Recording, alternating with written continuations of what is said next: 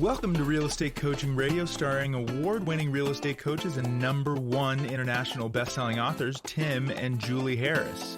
This is the #1 daily radio show for realtors looking for a no BS, authentic, real-time coaching experience.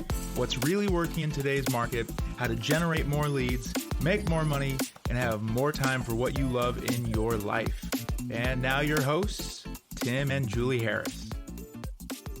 So Julie. Yes. We had, I think, 3 or 4 people comment on the series that we finished last week about how to take, let me see if I get it right, 12 ways to take 22 listings in 2022. You got it. That's right. And one of the comments were all circulating around the them being somewhat frustrated, maybe even angry, because we kept on drilling down on the fact that the cards are absolutely stacked against them, especially if they're following the same, buying buyer leads and worrying about branding and marketing. There's some, it is. Well, but some of them were really mad, and I had to explain to them, they were trying to understand why we were taking this stance, and why we, frankly, for the last 30 years, have always said the same thing. Social networking and meeting and branding, it's always manifested in different forms, guys. It's not new. And here's really the bottom line reason why. Because we've been doing this for long enough. We've seen enough people fail that we know that stuff doesn't work. That's it. We're trying to save you from the frustration of wasting so much time and stress and mental and emotional and financial energy waiting and hoping for the day that it might work. And you guys, and I get it. I feel Julie and I get caught in the same traps as you guys do too. It's hard to stop doing what's not working because you want to believe that eventually it'll work. And there's an old saying, and I wish I knew who said this, but it's great. When the going gets tough, the smart leave. And I know it's when the going gets tough, the smart get going, but the smartest way of thinking of it is when the going gets tough, the smart leave. And I think that's really fascinating. But the key is not starting on a journey that will end in frustration to begin with. But B, when you happen to find yourself on one of those pathways, knowing to stop and go back the other way. Because you can waste an entire life essentially chasing ideas that you might not ever discover were just acts of futility and wastes of your time. And here's where it really bothers Julie and I as real estate coaches, because at the end of the day, if you asked us what's our essence, it's that we're real estate coaches. So I'd like to make us have some loftier titles and investors, or we run, but we're not. We're just real estate coaches. We're just real estate agents that, have become real estate coaches, and we've been doing this for a long time. But what really, honestly, still affects us emotionally is when you guys fail. And that's something that's never going to change. And it's something that's, truthfully, after having done this for as long as, I have and Julie has and all of our coaches have, I kind of wish it would change. I kind of wish I would have more distance between your guys' outcome and how I feel about it, but I don't, and I can't, and I'm going to stop trying. And that's the reason that we get so fired up when we see you guys spending time on, frankly, things that are acts of futility that'll never work. Because what's going to happen is that you're going to soon stop believing in yourselves. There was something that originally got you juiced up and fired up to want to get real estate licenses, and it could have just been money, on the most simplistic of forms, you just wanted to make, a side hustle. You wanted to make some other money. Others of you have always dreamed about having your own business, and some of you fall somewhere in the middle. I get it. And then when you guys start doing some of these other silly things that don't work, what happens is not only do you lose your dream, but you also lose confidence in your ability to dream. In other words, you stop having faith in your ability to actually accomplish anything meaningful, and you think that you're somehow defective.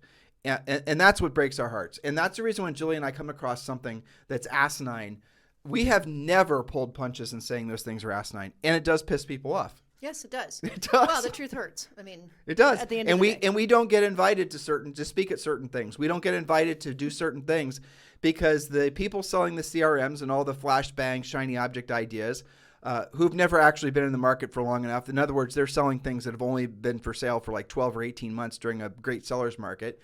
They might not even know that they're going to be flashed in the pans as soon as the market starts to adjust, because they themselves don't have enough business experience, let alone real estate experience, to know how this actually works long term. And the way it works long term, guys, just bottom line, is every time there's a seller's market, and it doesn't necessarily have to be national like it is now, it could just be regional, you see everybody and their brother coming out with some product to sell to agents. And this is during this last run-up since like 2009, I think, when all these real estate, fintech, and all these investors came into play. There has been more money, billions of dollars for sure, that have rushed into the industry of selling stuff to real estate agents. And they're all essentially variations on what's always been for sale. There's no new ideas. That's true. They're just basically, you're now called an influencer and all these other fancy terms, but it's all the same thing. You used to be a bird dog. Yeah, it used to be a bird dog, right? Now you're an influencer. Yeah, rainmaker. Now you're a team leader, and like people are saying, teams are the new fad. Guys, they're basically the same as small brokerages, which have been around since forever. So none of these ideas are new. They're just being sold by new people using new terms. But the output, the result, is going to be the same. So look, history does not necessarily determine the future, but it is really a good place to start if you're wanting to really vet what's going to work and what's not going to work. So for those of you who took, there's two flavors to some of the comments we got. And I appreciate the negative feedback, guys. I really do, because it tells me you're listening and you're thinking. It's true. So there's two variations of it. You didn't like us talking about the failure rate in real estate, which I appreciate. And you didn't like, and I understand why, and you didn't like us basically dumping on some of the things that we know are flash in the pan ideas. But hopefully after what I just said, you'll understand what our motivation is, and it is absolutely for your betterment. It's actually works against us in our coaching business to tell you to do things the way we tell you to do them in the order in which we tell you to do them. Because if we were like all of our competitors, basically, and we were telling you guys to do the easy stuff first, how many more people would want to buy stuff from us? Thousands. But because we're asking you to do the real work of real estate first, because we're doing it with what we feel is integrity, we're not going to appeal to everybody. We're going to appeal to, generally speaking, people that have their heads screwed on straight to begin with, or people that have essentially waken up and essentially they're wise to the fact that a lot of these things are just gimmicks. And then they're wanting to really build their business based on integrity. They're wanting to build the business based on being proactive and based on skills. So for those of you guys who are feeling a little frustrated from the fact that Julie and I were giving you guys some actual statistical facts, like essentially most of you will fail within 24 months, and those that are lagging, something like 87% of all the agents that are licensed now will be out of the business in 60 months.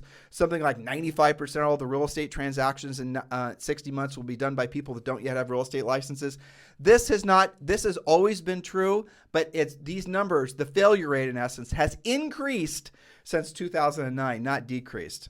Well, so our podcasts are for people, for those of you who wish to not just survive, but to thrive. Those of you who are thinking about this as a business and not just trying it out, seeing how it'll go, whatever. Now, there are some of you who are trying it out, who maybe this is your side hustle, where it will turn into a real business for you. And this is for you guys as well. Well, you can be successful and have this as a side hustle for sure. Absolutely, but the principles don't change though. No, they don't. So what we're talking about this week is we're talking about, this is interesting, Julie was motivated by some of the feedback we got from last week, 10 biggest agent regrets. Now we might give it a new name. And how to avoid them. We might get a new name to it, but that is how she wrote it. And so what we're going to do is we're going to be going through the 10 biggest agent regrets. Actually, that's a pretty good title. I just might use that after It'll all. work. That's or maybe pretty good. Mistakes or something like that. Right. And so before we get to the first point, remember, if you've not downloaded and completed your 2022 real estate business plan, there's two things waiting for you. You can download your fill-in-the-blank real estate business plan. We call it the real estate treasure map. And also, you're going to be entitled to a free coaching call with one of our new member coaches. Just text our last name, Harris, Harris. Text our last name, Harris, to 47372. And when you do, we will text you back. You're going to text back. You're going to have to say yes. And as soon as you say yes, you're going to be sent the link that's going to then tell you tell you how to download. All you got to do is click it. It's super simple. And remember, message and data rates may apply. So go ahead and text the word Harris to 47372. And this is an updated plan for 2022. And you'll also be able to schedule your own private coaching call with one of our new member coaches. All right. So 10 biggest agent regrets. Point number one. Yes. Point number one is being busy versus being productive. Now, what's the difference with that? Let's talk about that. Knowing what leads you to your actual profit versus practicing what we lovingly call work theater. Memorize the simple list of income-producing activities and don't waver from it. So here's your list. And our coaching clients know this. I could call them at 3 o'clock in the morning and say, what's your dollar productive list? And they would recite this exactly because it is what they're doing with their time. All right, maybe not at 3 a.m., but in their workday. So lead generation. We would also call that proactive lead generation, which leads to furiously fast lead follow-up, which leads to pre-qualifying, presenting, negotiating, and closing. And of course, lather, rinse, repeat. Now, if you're doing something today or tomorrow on your business days, which is not on this list, you are probably busy but not productive. So the first thing you said, which was the most important thing, was lead generation versus proactive lead generation. So here's again, I have to remind myself, especially this time of year, there's tens of thousands of you who are listening to us for the first time. First of all, buy our book on Amazon if you want to get a real drill down on all of this. We're just giving you the 30,000 mile view with the podcast, obviously, because we only have you for a half hour a day. But Harris Rules on Amazon, Barnes & Noble, everywhere else. So proactive lead generation versus lead generation. We start out, you'll get this in your real estate treasure map when you download it, is we want you to, it's a spokes in the wheel analogy. And each spoke, imagine a wheel, imagine spokes. Each spoke represents a source of business. The ideal business, any business, by the way, not just real estate, it's going to have 5 to 7 spokes. But the first spokes you have to put on the wheel are the proactive lead generation spokes. And these are the spokes that you can control. And by proactive, we mean the ones that are going to, by the way, be free, but are going to require skill for you to go after. And by the way, we presented 12 of those to you last week. Last week, right? You can go and listen to what's 12 of those points. And on the coaching program, we give you over 20. And obviously then get into the scripts and tell you what to say and how to say it in the coaching program. But the gist of it is when you're building your lead generation wheel, start with the proactive lead generation spokes first. And here's what you'll discover. Tens of thousands of agents have discovered this, is that you might not ever want to do the passive lead generation spoke. You might not ever have to. You might not ever have to. You might not ever want to. So the passive lead generation stuff is what most of you spend your time doing. It's the social networking. It's the videos. It's the TikToking. It's the emailing. It's the CRM drip campaigns. It's the video drip campaigns. It's anything that does not result in you having direct verbal communication or face-to-face with a prospective client, ideally a seller. That is the difference between proactive and passive. The agents that make all the money in the marketplace as listing agents are the ones that are proactively lead generating as their primary source of business. And they're very consistent about it. And they might not tell you that, but that because maybe they don't want the competition, but that's the reality of it. That's right. So lead generation, your proactive lead generation is the most important in this list that I just gave you, because without that, you won't have anybody to furiously fast follow up on. You'll have nobody to pre-qualify, no one to present to. Negotiating will be irrelevant, and you'll have nothing to close. So on most days, you're going to be spending your time creating leads, pre-qualifying, and presenting. On some days, you'll be negotiating and closing. So again, if you're not doing things on that list, you are possibly busy. You might look real busy, but not being productive. So many of your daily activities may seem like they're productive, but instead you're actually practicing work theater, doing things which are not predictable or duplicatable, and worse yet, probably are costing you both time and money. Here's the mindset. How would you feel if every single day you woke up knowing exactly what your morning schedule is going to be, exactly what you should be doing when you should be doing it. And over time, and sometimes not very much time, you actually get to the point where your effort directly equals your results. In other words, you make effort today and you get results today. That's very empowering. Results in the form of money, or results in the form of a listing appointment, results in the form of a listing contract, and results in the form of a closing or a sale pending, right? What happens to your life and your mindset when you know you can control that from your efforts, when your effort equals your results, when you're not just waiting around for, I pray that Dave Ramsey sends me another lead. I know. Well, that's a good pivot to how do you know if you're doing work theater? Well, things like, I gave 3 examples, but there's a huge list of examples, but things like, this is your work theater list.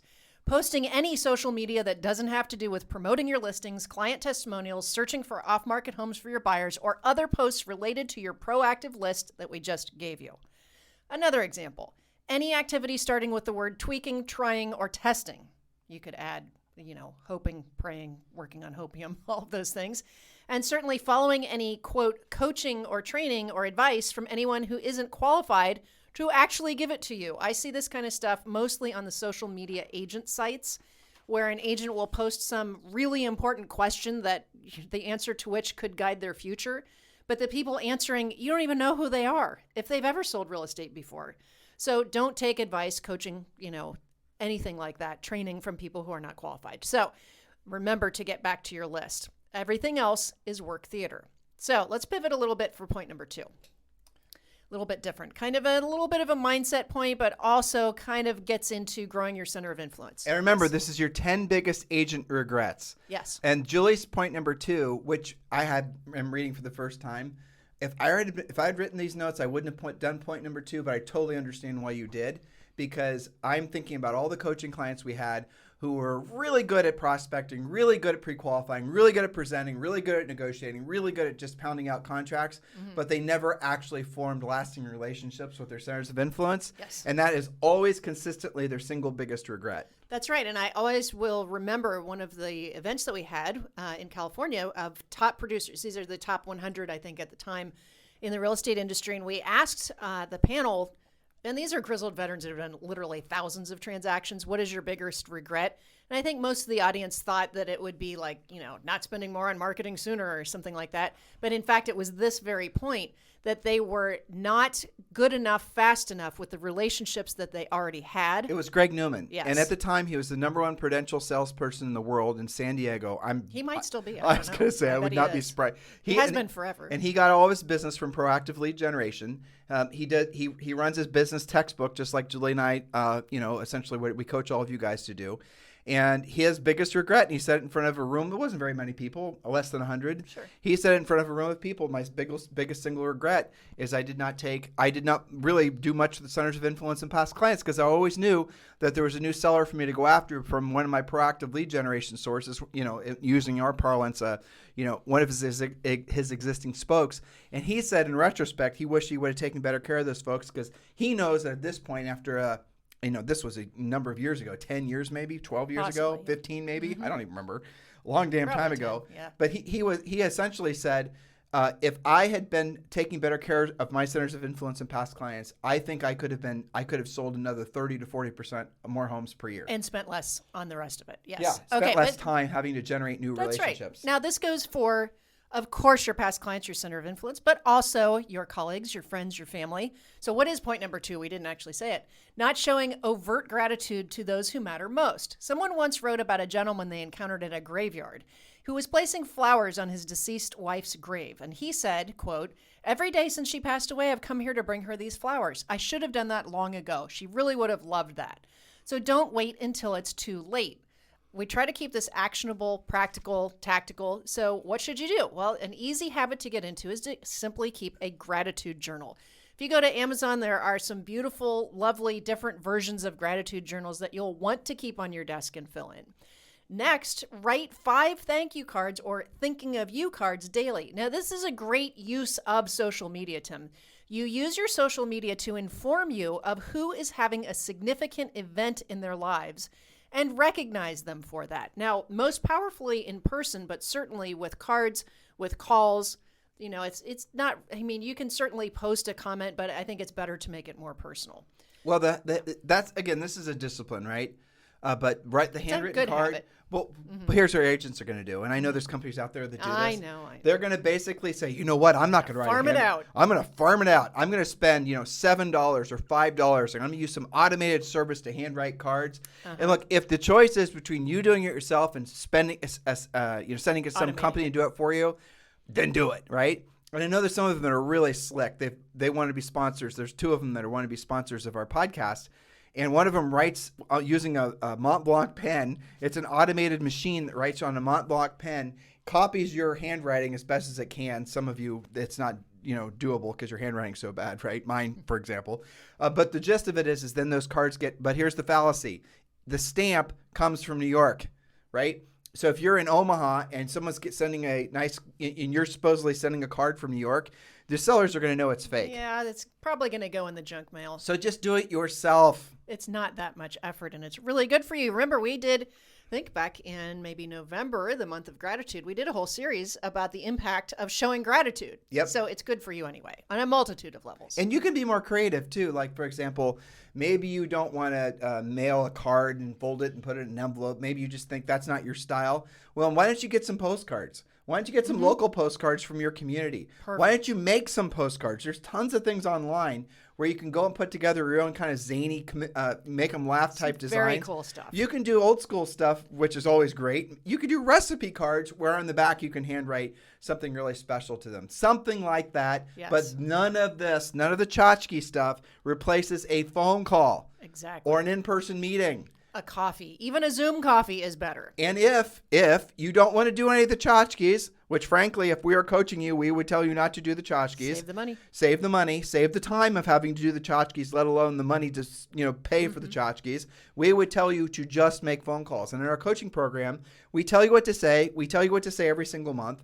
And these are conversation outlines we want you to personalize and internalize, and they're definitely not overly salesy. Matter of fact, most of the 12 months worth of conversations we want you to have are not really talking about real estate. They might be passively reminding them that you're in the real estate business, but that's it. So everyone, no matter how amiable, non-salesy, and how much you just would hate the idea of someone thinking that you're just calling them to get something from them, that's the reason we wrote these scripts the way we wrote them. Yes, and in fact, I'm working on a future podcast that touches on a lot of that. When we say bring them something of value, what that actually means, that's probably going to be next week. Yeah. So just so you know. I think we have time for one more. Yeah. All right, point number 3. And this is one that is, quite honestly, a recurring theme that you guys might notice from previous podcasts. And that is spending too much time getting ready to get started. And I might add, getting ready to get started to someday feel like possibly pulling the trigger on something super important to you if it's not raining and it's a Tuesday and you have no other plans, right? After you've done 15 Facebook surveys. Exactly. Okay, you guys have your own custom excuses that are in your head right now. But point number 3 is on the regrets, spending too much time getting ready to get started and staying in unconscious incompetence perpetually. Now, this is the result usually of analysis paralysis or following the wrong, quote, guru, not being your own guru as we teach you to be, lack of exposure to success, or possibly just, dare I say it, laziness. All of these things are curable, but you must be proactive. So I wrote down 2 points to get them practical and tactical. Remember the plane taking off analogy that you heard in last week's podcast series? Most of the fuel is spent during takeoff, but if you keep taking off and re-landing the plane, you're never going to achieve cruising altitude, which is, by the way, being a powerful listing agent. Now, next point, you don't have to know all of the steps. Just take the first one. Maybe you don't yet know how to present your pre-listing package, but you do know you need one. So get it done, listen to the coaching calls that go with it, and take that first step.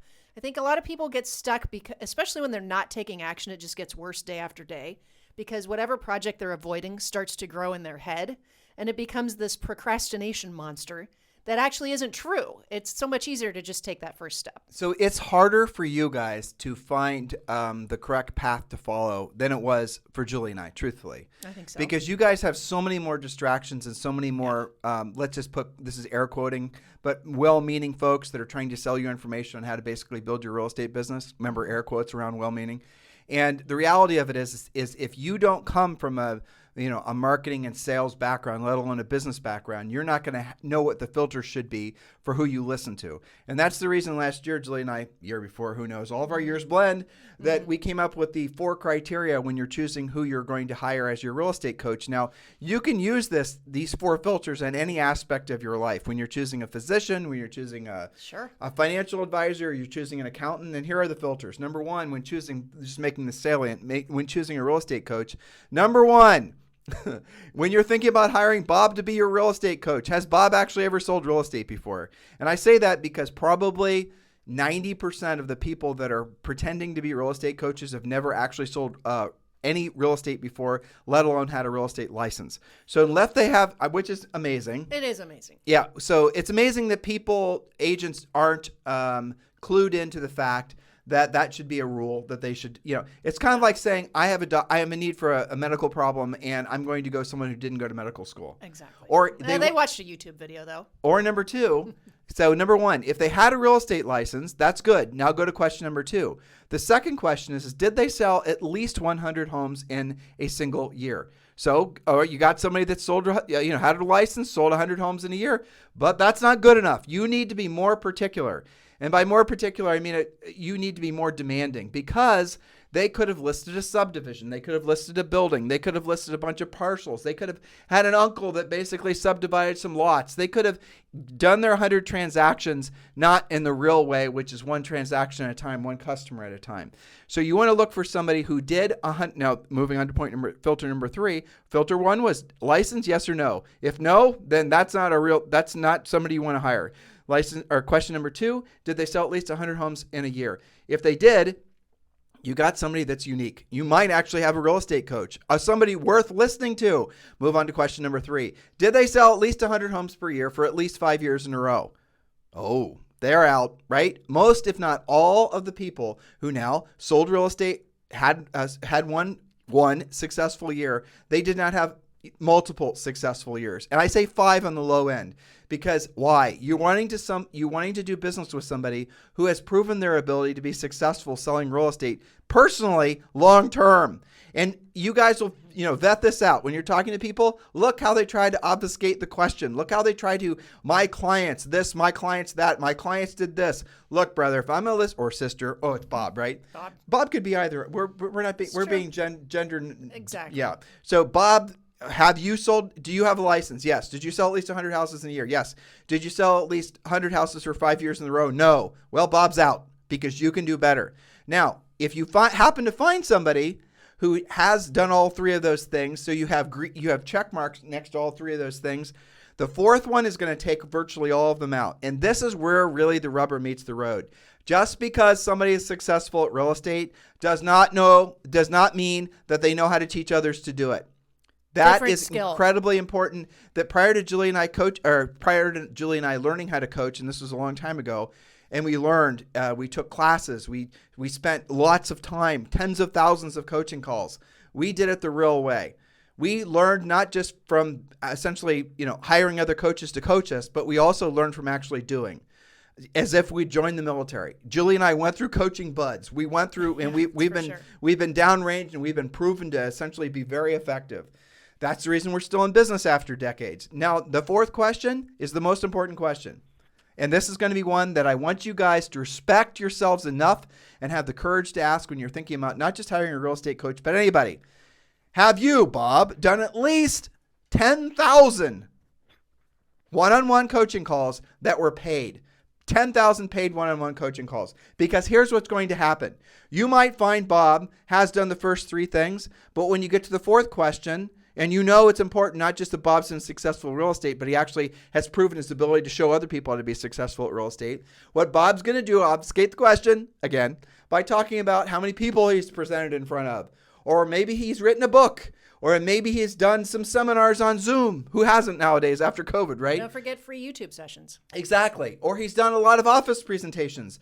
But he's not had over 10,000 one-on-one calls with himself and a single agent or maybe a couple agents on the same call. He's not done that. He does not qualify. He is not good enough for you. You need to demand better. Otherwise, the probability of you just being real estate roadkill goes through the roof because, again, you're probably following the wrong path. Yeah, and somebody could be practicing on you. That's no good, right? Exactly. And why does it matter that they were paid? Because the market will not continue to pay for something that's not working. It is a self-fulfilling pre-qualification. 100%. And that's the thing about being paid. It's a validation.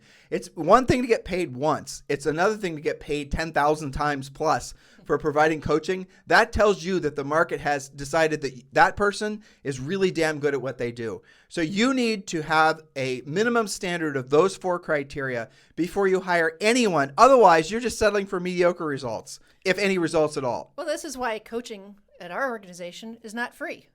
Okay? Yeah. So our podcast exposes you to things for you to work on, to different ideas, different techniques, keeping it pure, keeping it real, because we have your back, because your product is profit, or it should be. So we are introducing to you, we're exposing you to how you should be running your business, but coaching is different. Coaching is getting in there with you, examining what is going on, what's working well for you and what's not working for you. A lot of times coaches will see something that you've been throwing money at and time and effort and frustration for. Sometimes it's just 90 days. Sometimes it's a couple years. And they're going to say, why are you doing this? I see no evidence of transactions as a result. Or the results have such a minimal net to you that you're spending so much time and money, you practically continue to owe more. It's not worth doing. And there's a difference between training and coaching. And this is another difference. important thing. When you watch a YouTube video, that's training. When you go to a seminar, that's training. When you read a book, in essence, that's training. Coaching is so training would be like you sitting in a classroom and there's a teacher in front of the classroom that's training. They're teaching. They're like presenting, basically. Presenting, right. That's what training is. Coaching is like tutoring. Coaching is like one-on-one mentoring, tutoring. Coaching is where you hire somebody to work just for you that's going to watch all your idiosyncratic, everything you're doing with your body, everything you're doing when you talk, how you're holding yourself, every single tiny little almost unperceptible thing that makes somebody really exceptional. That's only comes when you hire an experienced coach.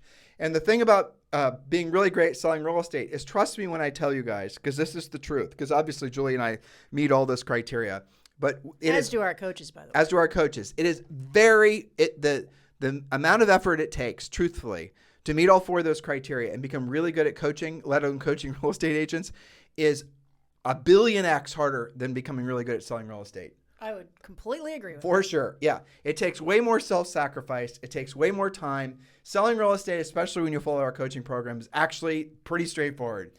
Yes, that's true. Do this, say this, get this result. Yeah, that's right. And, we don't have any coaches that work for us who are not licensed and actively selling.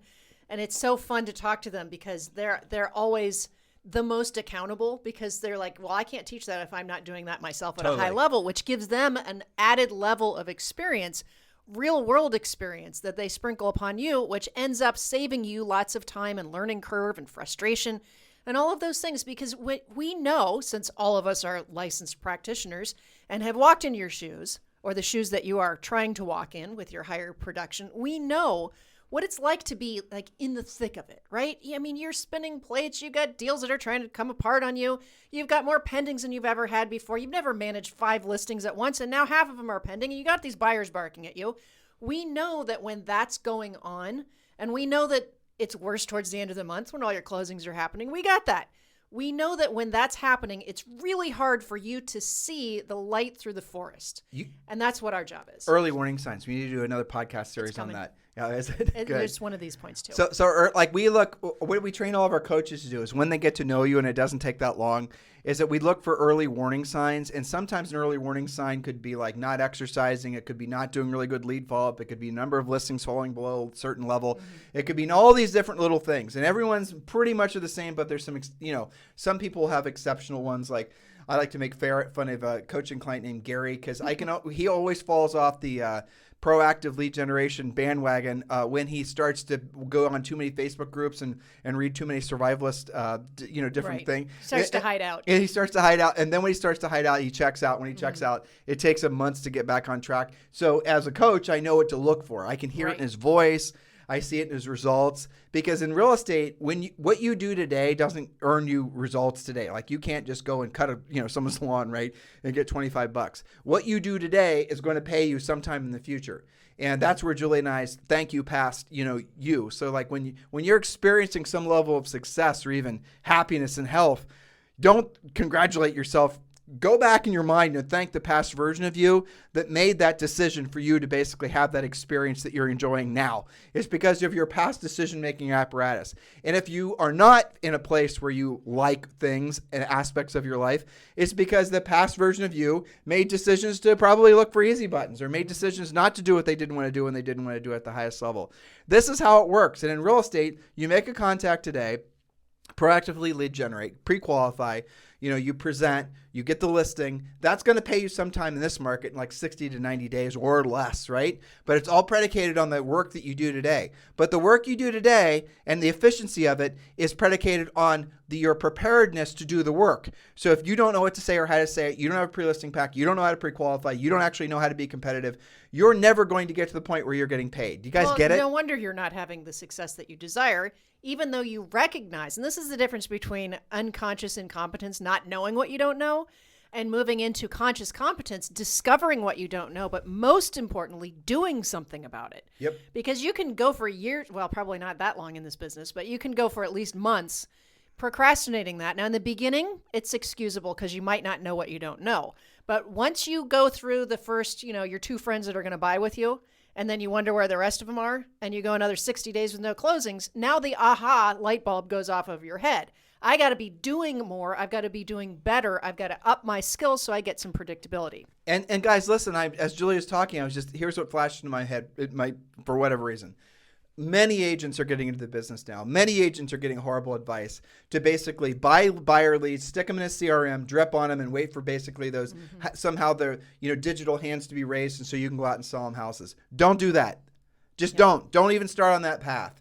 That is the path that will lead to failure. You know how I know? Look at the failure rate in the real estate industry since essentially the advent of widespread really asinine business model. If it worked.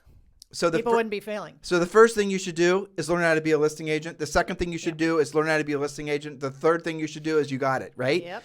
That is what your business should be. Learning how to be a listing agent, staying and always improving your skill set as a listing agent, and all the other stuff, the stuff that frankly is becoming in some markets and some market conditions not even worth doing. You're going to find that those things will no longer be attractive to you because you will have a real estate business, which is definitely predicated on being a listing agent, having predictable, duplicatable business model. That is what we do. Indeed. Every day. All day, every day. So, guys, thank you for continuing to make this the number one listened to daily podcast. And again, guys, I do listen, and Julie and I do read your comments. And if you want to send us any show ideas, any inspirations, anything, just text me directly at 512-758-0206, 512-758-0206.